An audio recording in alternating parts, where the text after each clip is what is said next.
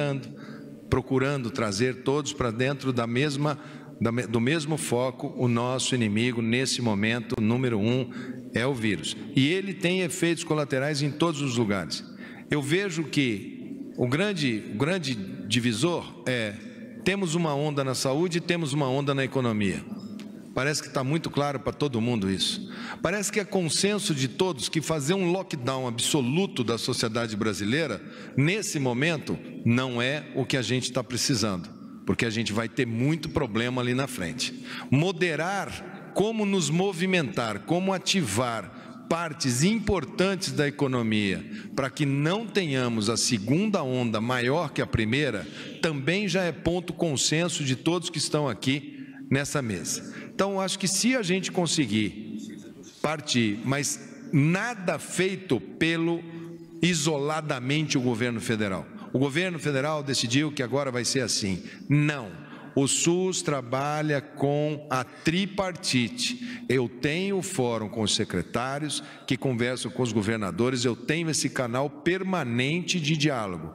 E vai ser através desse canal que a gente vai ter as condições. No momento, a gente deve manter o máximo grau de distanciamento social para que a gente possa, nas regras que estão nos estados, dar tempo para que o sistema se consolide na sua expansão.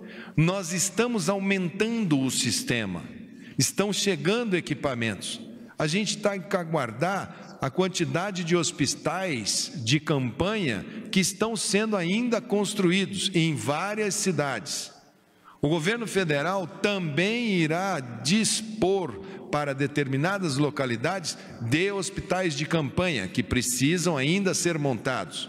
Os equipamentos de proteção individual chegaram nos estados na sexta, no sábado, no domingo, na segunda-feira, chegaram nas secretarias estaduais. Elas ainda têm que repassar esses equipamentos para todos os hospitais de referência, para eles se sentirem abastecidos. A compra que fizemos ainda tem que chegar. O plano de manejo social e econômico da parcela extensa da sociedade, a burocracia mata. E ela está, muitas vezes, no caminho entre o que se vota e como chega no cidadão. Tudo isso exige que a gente não faça movimento descoordenado e movimento em manada. Senão nós teremos os dois problemas ao mesmo tempo. Nós teremos um mega problema de doença e um aprofundamento da crise econômica. Então nós somos todos aqui maduros, todos homens, inteligentes, e vamos passar por isso com o máximo de reflexão que a gente possa ter, com os números que a gente possa ter. Aqui só tem gente, o Ministério é extremamente técnico, e em sendo extremamente técnico é fácil da gente montar boas estratégias. Próxima pergunta, Daniel Verteman, Estadão.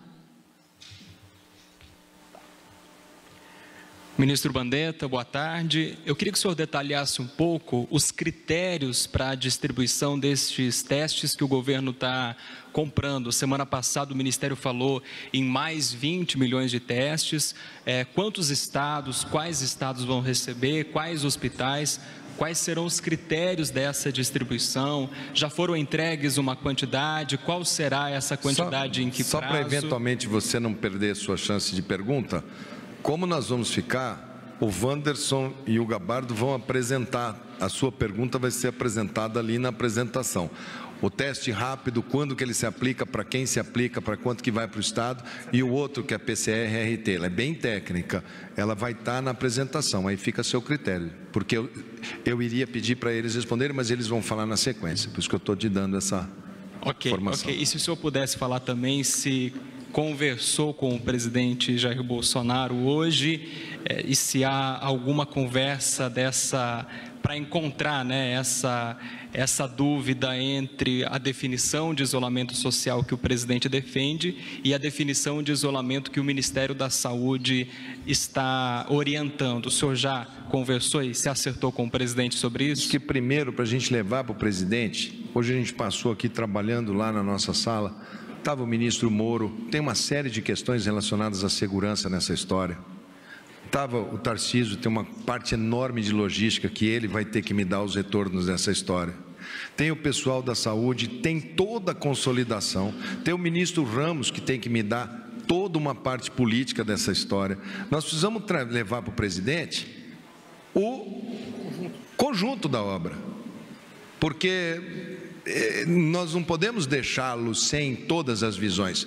O próprio ministro Guedes sabe que a gente precisa, tem condicionantes para organizar. Então, assim que a gente tiver um material conciso, que tenha começo, meio e fim, que possa abrir para ele olhar, e é lógico que a última palavra é dele, nós vamos trazer aqui nesse espaço e falar assim, olha, imaginamos que isso possa ser assim, mas volto a repetir, tem condicionantes, não tem tempo. Quem fala que vai ser dia 1, dia 6, dia 7, dia 18, dia 19, todos os países do mundo que se comprometeram com tempo, bateram com a cara na porta. Ontem foi o Trump que teve que passar da Páscoa para o dia 30 de abril, porque os Estados Unidos precisa até 30 de abril para se organizar. Então, está todo mundo procurando se organizar. Lembrem-se que a gente já vem fazendo nos últimos 30 dias vários movimentos. Quem está acompanhando a crônica dessa história, nós estamos sempre um pouquinho à frente desse vírus. E eu acho que essa parada que a gente deu, para não deixar o turbilhão, como a gente fala, sair muito rápido em todos os lugares, nós vamos colher o fruto dela ainda na próxima quinzena. Você, quando faz a paralisação, você começa... Os casos acontecem, os casos que vinham, não é de 0 a 14 dias o aparecimento dos sintomas. Então, quando você para hoje, o que você fez nos 14 dias anteriores é que reflete nas suas 2 semanas para frente. Essa paralisação de 2 semanas, você vai colher os frutos lá na frente.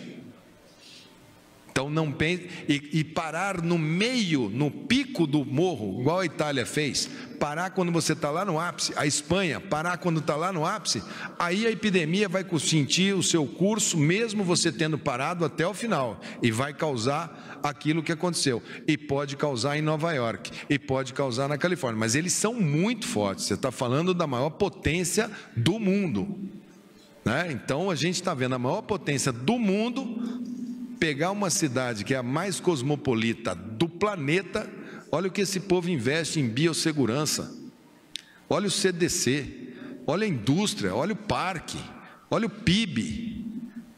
Para estar com dificuldade, nós vamos ter também. Então calma, que nós vamos fazer as nossas coisas do nosso jeito, sabendo que a gente tem favela, sabendo que a gente tem comunidade carente, que a gente tem falta de saneamento básico, que a gente tem uma quantidade enorme de pessoas na economia informal que precisa comer, sabendo que tem geladeira vazia, sabendo que a gente precisa administrar um eventual conflito social que pode acontecer, sabendo de todas as nossas fragilidades. E por isso o assunto é muito maior do que o Ministério da Saúde.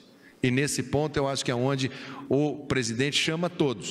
E aí essa situação de ir todo mundo para cima, que essa briga não é da saúde, essa briga não é minha, não é de Antônio, de Maria ou de José, ela é da imprensa, ela é do meio de comunicação.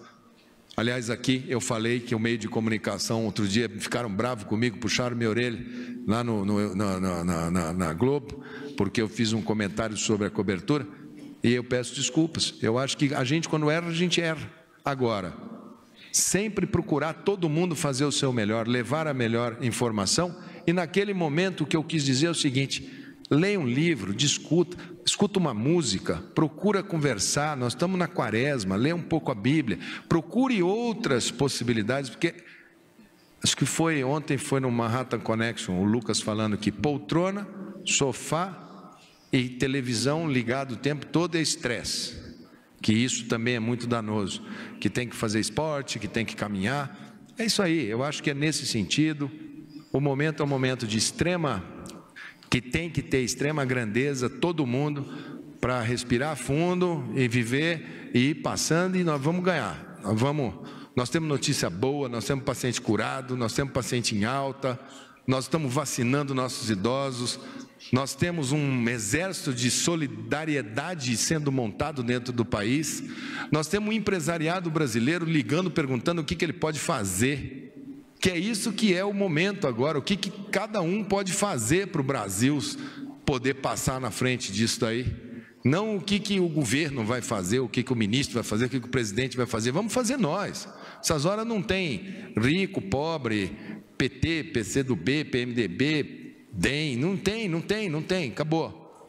Agora é mirar, passar por isso da melhor maneira possível, vai doer, vão ser dias duros, nós vamos todos passar dias duros, vamos ter dias bons, vamos ter dias que vamos acertar e vamos ter dias que vamos errar. E todo mundo tem que fazer a sua autocrítica e falar, eu errei, vamos para frente, vou melhorar. Né? E otimismo, e fé, e rezar, todo mundo. Outro dia me perguntaram dos pastores, pode ficar aberta a igreja? Pode, só não pode aglomerar, só não pode pôr a mão, abraçar a pessoa, isso não pode. Mas você tem um lugar que você possa entrar e fazer uma oração, tranquilo. Distanciamento social não quer dizer isolamento absoluto. Pessoa fazer uma caminhada é bom para a parte respiratória. Nós não estamos ainda em lockdown absoluto. Agora, o máximo possível que você puder não expor a sua família, os seus idosos, seu núcleo familiar, deixar a criança com o idoso agora, é muito complicado. A criança é assintomática, gente. Ela contamina, ele vai para o hospital. Ele vai para o hospital, ele precisa do CTI. Se todos forem ao mesmo tempo, não tem. Se faltar oxigênio numa determinada cidade que está usando demais, se faltar máscara, e o cara que tiver um apendicite no meio disso? E o cara que tiver um infarto e precisa do leito do CTI? Que às vezes ficam olhando, como perguntou ali para mim, a letalidade do coronavírus. Tá, a letalidade está ali, mas e a do sistema como um todo? Essa que tem que prestar atenção. E o presidente saiu ontem às ruas fazer as visitas, pode? Gente, em função do adiantamento da hora, a presente coletiva está encerrada. Os ministros se retirarão do recinto. O ministro Mandetta e a equipe técnica do Ministério da Saúde farão uma breve apresentação de dados técnicos da pasta. Não haverão perguntas após a apresentação do Ministério da Saúde. Obrigada. Gente, a hora.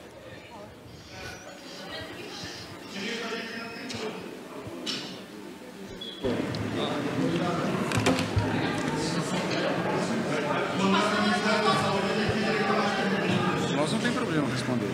Eu acho que se for as perguntas que forem técnicas, que forem a respeito, eu vou pedir agora, o Wanderson vai mostrar o boletim epidemiológico, a gente sempre faz isso lá no Ministério. Depois a gente faz alguns comentários sobre como que está o andar dos casos.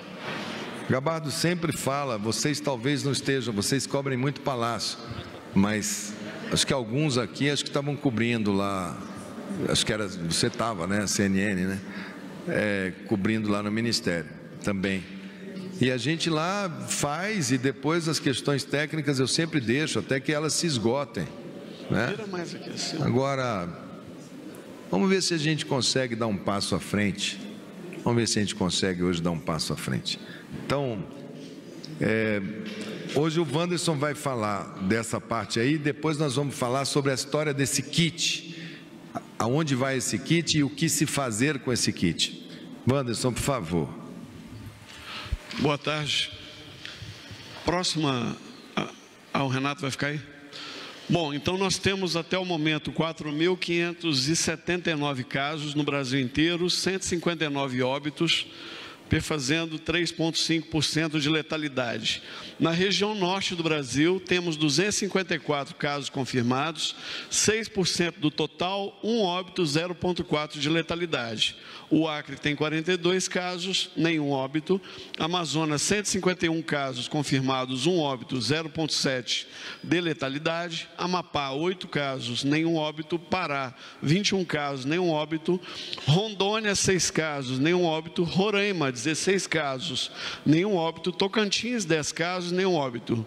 Região Nordeste, 790 casos no total, 17% do Brasil, 17 óbitos, 2,2% de letalidade. Alagoas, 17 casos, nenhum óbito.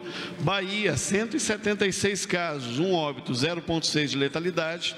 Ceará, 372 casos, 5 óbitos, 1,3% de letalidade. Maranhão, 23 casos, 1 óbito, 4,3% de letalidade. Pernambuco, Paraíba, 15 casos, nenhum óbito. Pernambuco, 78 casos, 6 óbitos, 7,7% de letalidade. Piauí, 16 casos, 3 óbitos, 18,8%. Vocês podem ver que as proporções mudam bastante de acordo com a... Essa medição nessa fase, só para deixar claro para vocês, não deveria nem ser feita desse jeito. Ela deveria ser feita pelo total. Porque vamos supor que um estado tivesse 1 caso e 1 óbito. Você falaria que a letalidade era 100%? Então, ela não é tão matemática assim. Acho que eles estão colocando ali mais porque eles sabem que com o decorrer do tempo você vai aumentar o diagnóstico. Talvez aquela letalidade de 3,5 ali, ela é mais representativa. Ela é mais representativa. Embora eu ache que testando aquele 4.579 ali vai subir. Vocês viram para quantos casos foi os Estados Unidos quando ele jogou teste lá dentro? 111 mil casos. 111 mil casos, não foi? Você imagina a China com 1 bilhão e 500 milhões de pessoas, a China falar que só teve 80 mil casos? Quer dizer... Possivelmente, ministro, a letalidade real vai estar aqui em torno de 0,5%, 1%. No futuro, quando nós tivermos mais testes, então só falando das regiões globais, 2.507 na região sudeste, 55%, 132 óbitos, 5,3%, centro-oeste, 435, 9%, 2 óbitos, 0,5%, sul, 593, 13%, 7 óbitos, 1,2%. Todos esses dados estarão lá no nosso painel. Pode passar o próximo, Renato. O que dá, na evolução, 323 casos novos, de ontem para hoje. É 8% do total acumulado até ontem, ou seja, 323 sobre 4.256, 11% de incremento. Nos óbitos, nós temos 23 óbitos confirmados nas últimas 24 horas, 17% de incremento em relação ao total até o dia anterior, pode passar. E aqui o coeficiente de incidência, que é a proporção em relação à população. Então, nós temos um coeficiente de incidência mais elevado em Brasília, por causa do tamanho da população. A incidência global do Brasil dá 2,2 por 100 mil habitantes. Então, nós temos aqui todos os estados e as regiões mais afetadas, Sudeste, Centro-Oeste, Sul, Nordeste e Norte. Pode passar? Muita atenção aqui naquele quadro. Não, porque a gente vai ter que trabalhar com muita inteligência, porque nós não imaginamos com um país com tanta diferença, se vocês olharem aquele gráfico ali, nós não deveremos ter uma epidemia, a gente espera não ter uma epidemia, ao mesmo tempo em todos os estados da federação. A gente entende hoje, os maiores riscos São Paulo, Rio, nesse momento, Ceará, quem que você está vendo aí? Ceará aqui, Rio de Janeiro, São Paulo aqui.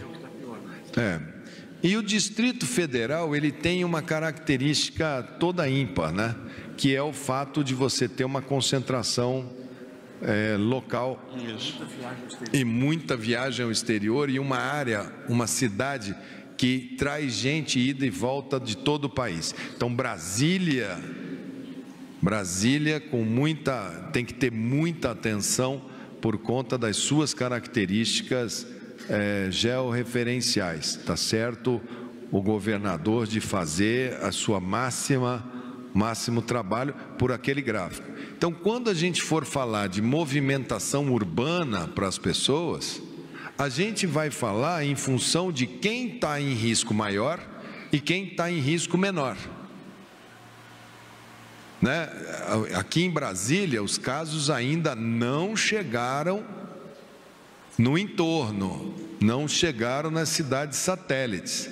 A grande maioria dos casos de Brasília está no plano piloto e no Lago Sul.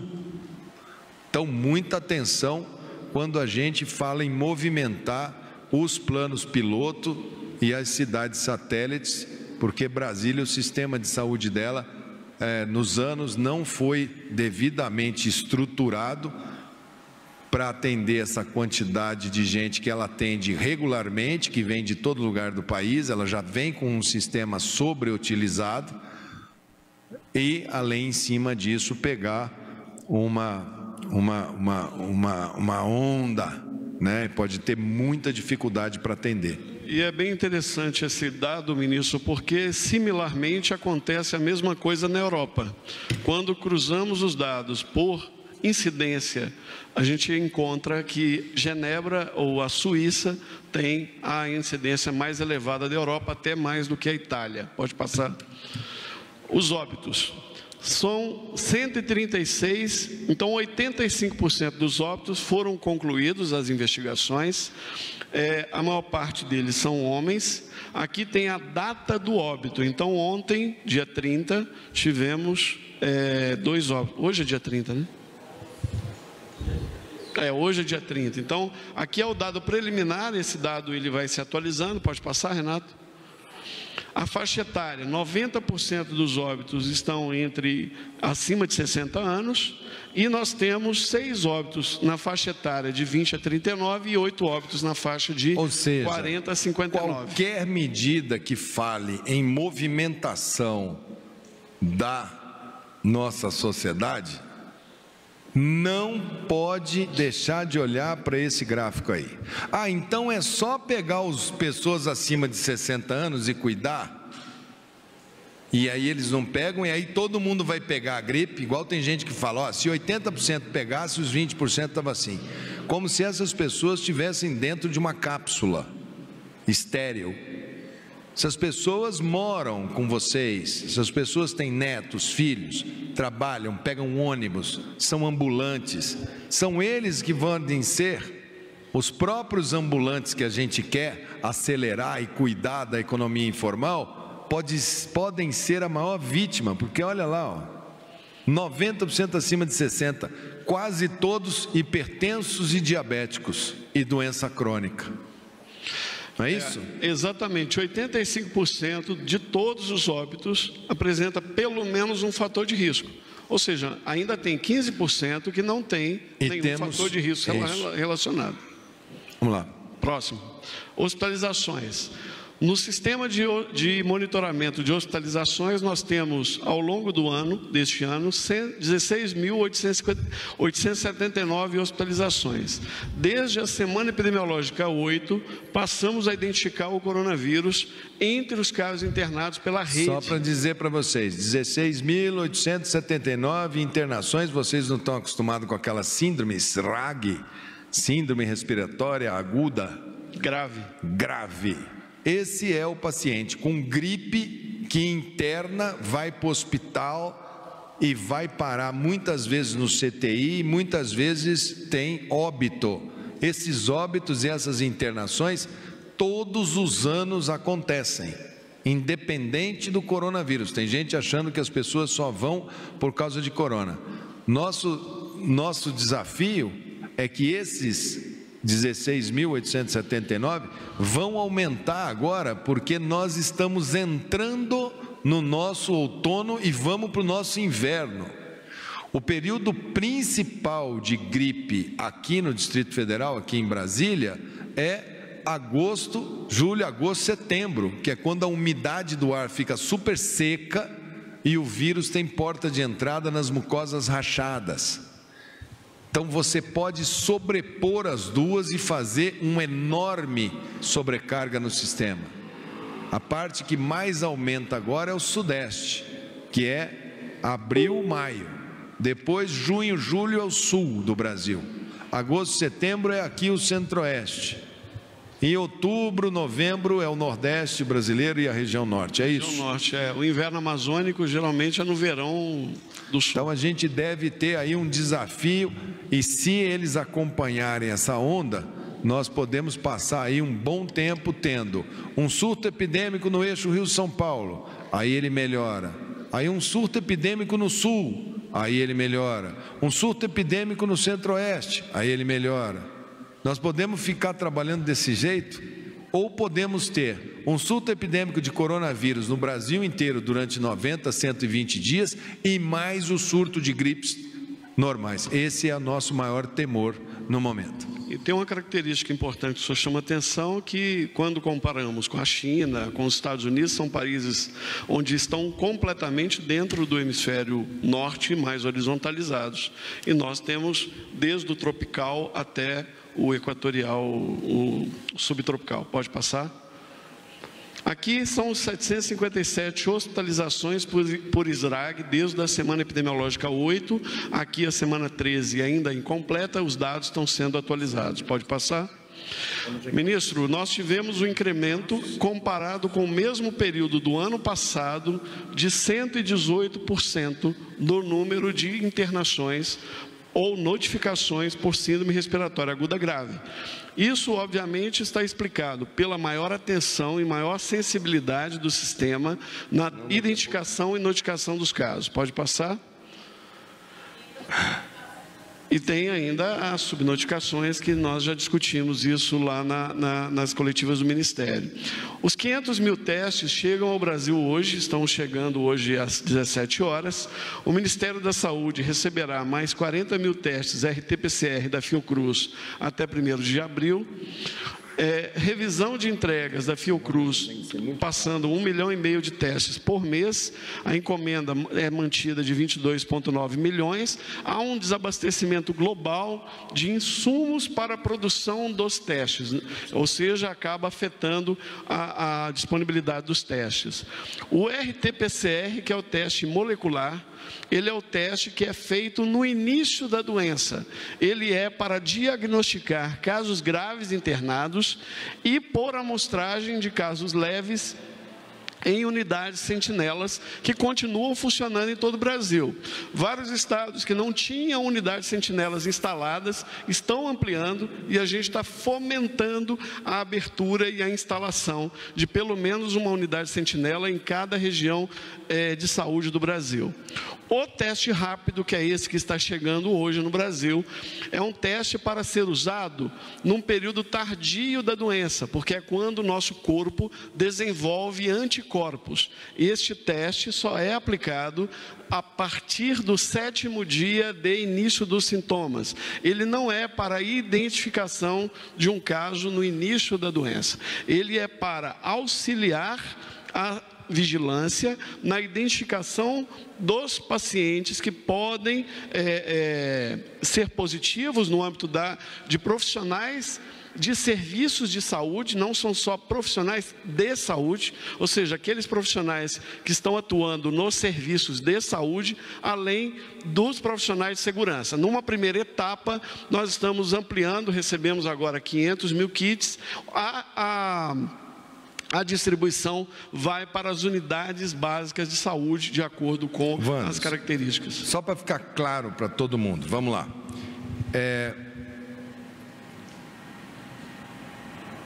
Não sei o que é isso aqui. É o Gustavo que vai embora? Pode ir, Gustavo.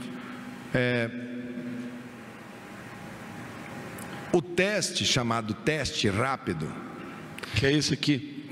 Ele vem num pacotinho pequenininho, só abre.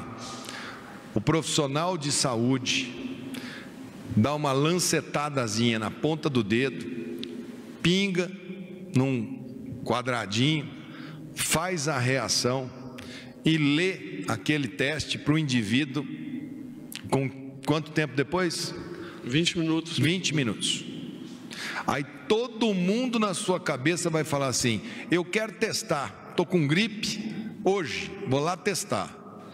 Ele só serve para após o sexto ou sétimo dia depois que a pessoa está com gripe.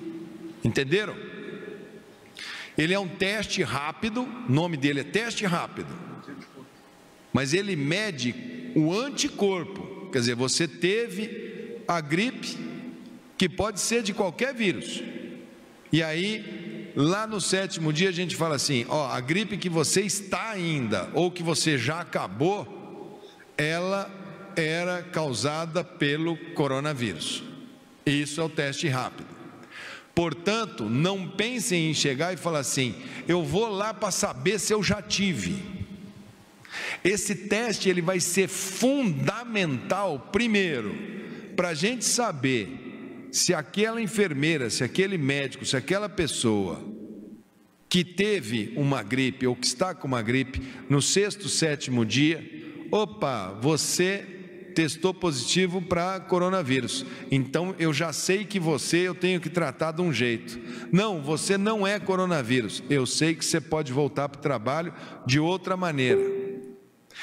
Mesma coisa o pessoal da segurança. Então esse teste é muito mais para a gente saber como que está o anticorpo da população. Então a gente vai saber, porque na hora que todo mundo tiver com anticorpo, o problema vai para níveis lá embaixo. A gente diminui, a gente pode ter casos, mas não tem epidemia. Então esse teste serve para isso. E serve para a gente gerenciar os casos. Por exemplo, qualquer tipo de... vamos voltar à nossa atividade de circulação mais intensa. Quero abrir, sei lá, um restaurante. O dono do restaurante vai ter que testar os seus funcionários antes para saber quem tem anticorpo, porque daí ele já fica sabendo que essa pessoa, que se botar uma pessoa para servir no restaurante, ela pode contaminar todos os clientes. Então tem muita coisa que tem utilidade, mas não façam um ataque aos kits. Nós vamos comprar e já compramos 5 milhões. Esse avião que está chegando com 500 mil. Então na hora que dividir, vai dar um pouquinho para cada local. Cada local já tem o parâmetro que o Wanderson fez, técnico. Então os senhores secretários de saúde, senhores profissionais de saúde, entendam, leiam o protocolo, porque se falar, vamos fazer de todo mundo aqui para ver para quem tem, vai acabar o teste em um dia e vão olhar e falar, manda mais. E não é assim que vai funcionar, ok? Renato, próximo. E tem o outro teste, esse do teste rápido que vem no quadradinho. Esse é para esse tipo de situação. O outro, que é o PCR,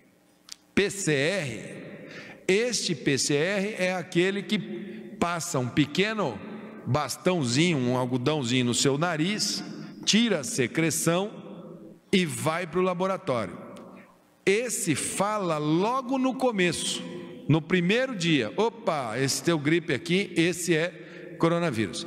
Esse nós vamos lançar a outra estratégia desse. Esse nós vamos fazer em praticamente todos os lugares com aquele sistema que você vai de carro, passa, baixa o aplicativo. A gente está fazendo uma parceria com muitos laboratórios, coordenados por uma parceria público-privada, do DASA com o Ministério da Saúde, que a gente espera essa semana cristalizar. Esse aplicativo, esse material vai todo para os laboratórios fazem os exames, devolvem, a gente em um dia vai colocar no aplicativo. Essa é a meta. Então nós vamos ter duas modalidades de testagem. Uma rápida, que a gente vai ficar sabendo rapidamente aonde está quem, e a outra de teste rápido. E por cima disso, uma enorme modelagem de telemedicina, que eu acho que vai dar para a gente um controle muito bacana. Não acredito nem em quarentena ou vertical, horizontal, nada disso. Não tem fórmula pronta. Nós vamos criar a nossa dinâmica social com todos juntos. Eu preciso que o pacto político ocorra, peço para os governadores, prestem atenção, chamem seus secretários para ficarem atentos. Eu preciso da imprensa, eu preciso do STF, eu preciso do governo federal, eu preciso dos governos municipais. É preciso todo mundo entender que nós vamos ter um código de comportamento, de distanciamento entre pessoas, de respeito, de não aglomeração, de funcionar, para que a gente não tenha uma paralisia e morra de paralisia, mas também não tenha um frenesi que nos cause um mega problema igual nós estamos vendo nesses países. Vamos ser muito inteligentes, muito jeitosos, e aqui eu faço um parênteses. Parabéns às comunidades do Rio de Janeiro, parabéns às favelas, às comunidades, que eu as conheço, estudei aí, fiz ação voluntária, tanto ali no Vidigal quanto na Rocinha, quando era acadêmico de medicina. Outro dia fui lançar o programa de doenças sexualmente transmissíveis lá na Rocinha com os jovens de comunidade. Parabéns, Maré, parabéns pelo trabalho que vocês estão fazendo e o exemplo de dignidade, de comportamento, de inteligência, da aula de sabedoria que vocês estão dando na dinâmica. Heliópolis em São Paulo, todas elas, Paraisópolis, todas elas. Eu falo as do Rio de Janeiro porque eu as conheço, porque fiquei 10 anos naquela cidade estudando. Então, muito importante que cada liderança desse país ocupe as suas lideranças e protejam as suas comunidades. Vamos ver se a gente consegue chegar nessas comunidades mais rápido para dar o conforto para vocês, para a gente poder compatibilizar essa diminuição da atividade com a proteção da vida. Eu agora vou passar a perguntar aqui para o Gabardo. Nada, não. Acho que aqui não tem pergunta, eles falaram que termina essa parte e termina sem pergunta. Acho que para o dia hoje, isso.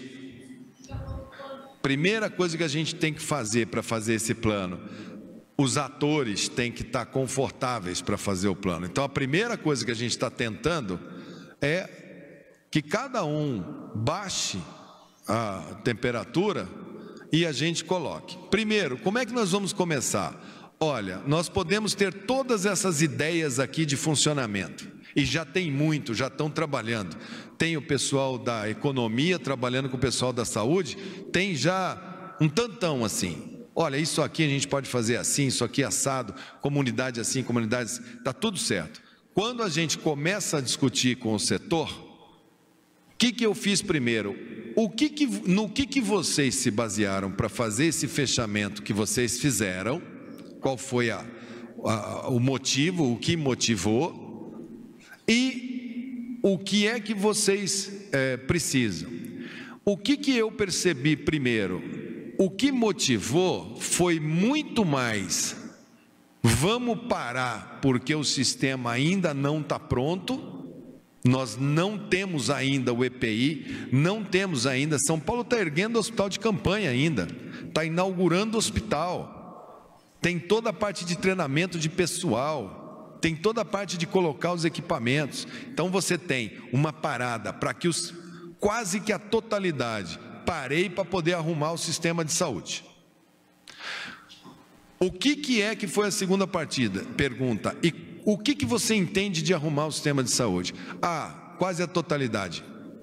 Equipamentos de proteção individual em quantidade suficiente para que os meus profissionais possam trabalhar. Ótimo. Então isso passa a ser uma condicionante para que a gente possa mexer aqui no plano da economia. Segundo, eu quero os equipamentos de respirador. Isso passa a ser uma condicionante para a gente ativar isso aqui. Nós não vamos ativar para daqui a 2 semanas falar o sistema sobreutilizou, colapsou, agora eu vou ter que sair de uma coisa que estava começando a liberar para um lockdown total.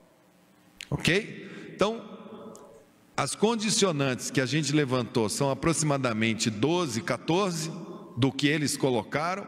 Dessas 12, 14, a grande maioria ou já temos ou teremos que ver nas próximas semanas qual vai ser a confiabilidade. Compramos lá da China agora? Compramos uma quantidade grande? Compramos, enorme, suficiente para nos abastecer por 60 dias consecutivos. Quer dizer, o Ministério da Saúde entrou pesado, uma compra grande. Vamos assinar o contrato hoje? Vamos. Os fornecedores têm 30 dias para me entregar isso tudo. Do jeito que está instável o mercado, será que essa compra vai materializar? Então, se a gente fala assim, não, conseguimos receber, já recebemos 20% em uma semana, recebemos 50% em 3 semanas, pô, já recebemos 70%, a gente vai colocar um nível, recebemos 70%, EPI, estamos bem. Depois nós vamos soltar o dinheiro para que os estados, municípios e iniciativa privada volte a comprar. Eles têm que comprar, quem se abastece são os estados e municípios. A gente só fez isso no começo porque não tinha, então nós tivemos que usar a força da união. Agora, se o mercado vai acertando, cada um compre aquilo que entender que deve comprar. Nós podemos só dar os guidelines. Precisa claramente ter, por exemplo, o pessoal da saúde, quando você aquece a cidade, para entrar nos ônibus lotados, não dá. Então eu preciso de um transporte marcado pessoal de saúde, senão eles não chegam no plantão. E eles são um pessoal que está lidando diretamente com o vírus. Como é que eu vou pegar esse pessoal e colocar dentro de um transporte lotado? Então eu posso ter um específico. Aí o pessoal do transporte, eles vão ver se eles vão pôr van, o que eles vão fazer. Aí a economia que quer funcionar que vai vir atrás das condicionantes.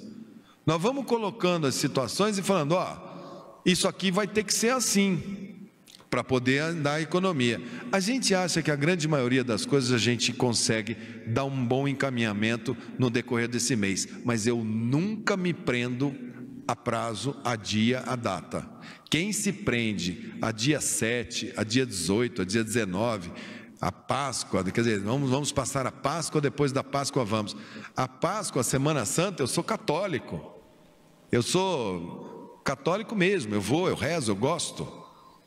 As procissões, a missa de Páscoa, as aglomerações familiares, o almoço de Páscoa, o chocolate, o coelhinho, isso tudo vai mexer com as emoções de todos nós.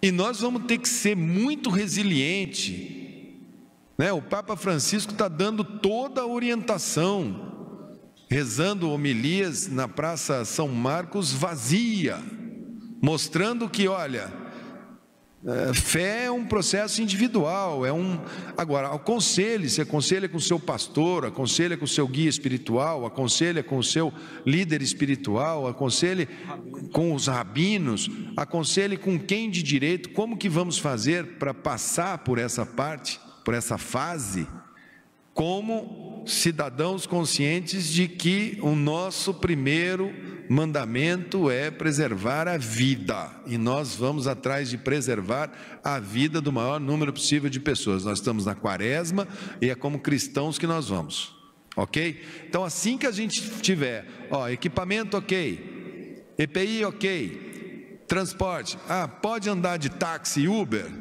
Pode, mas dá para andar no banco da frente? Não. Dá para andar 3 no carro? Não, tem que ser 2 atrás. Então, isso são regrinhas que a gente vai colocando, e eles vão colocando, que são regras condicionantes para como que o empresariado pode acionar a A ou B. Então, isso eu acho que a gente consegue construir, não é difícil, é bom senso. Alguns estados, e são temporárias, e elas podem diminuir e elas podem aumentar. Se o pessoal começar a bagunçar, ela aumenta e piora. Ela vai para mais fechamento. Se o pessoal ficar regulando, ela estabiliza e a economia vai devagar e depois aquece. Ok? Obrigado a todos. Está encerrada essa coletiva. Boa noite a todos.